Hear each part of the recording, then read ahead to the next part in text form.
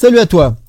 À moins que tu sois climato-sceptique, et dans ce cas-là, tu perds ton temps sur ma chaîne, tous ceux qui croient en la science savent qu'avec le changement climatique, on s'attend à voir de plus en plus d'épisodes orageux. Des vents très forts, des pluies diluviennes et des grêlons, je t'en parle pas. Regarde cela. Photographié le 3 mai 2025 dans mon jardin. Alors quand ça t'arrive dessus à près de 100 km/h, t'as intérêt à te planquer, il y a forcément des dégâts. Tous les semis que tu venais de planter dans le jardin, les voitures, et pour ce qui nous intéresse, les panneaux solaires. Alors la question du jour c'est, est-ce que la grêle peut endommager les panneaux solaires? La réponse c'est que les petits grelons genre 1 cm maxi, non, il y a peu de chance, mais les gros comme ceux qu'on s'est pris à Paris le 3 mai, clairement oui. Et d'ailleurs, j'ai eu pas mal d'appels les jours qui ont suivi, mais bizarrement, et c'est là que je vais te révéler une info hyper intéressante, tous les panneaux ne sont pas égaux face à la grêle.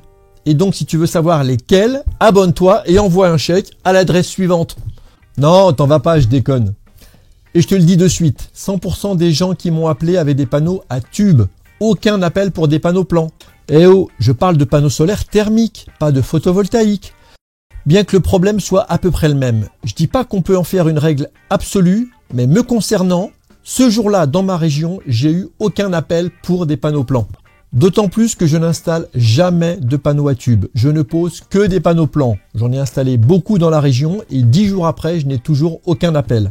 Alors que les 5 qui m'ont appelé près de chez moi dès le lendemain, c'est pas moi qui les ai installés et c'était tous des tubes. J'imagine que s'il y en a d'autres, ils ont dû se tourner vers leurs installateurs.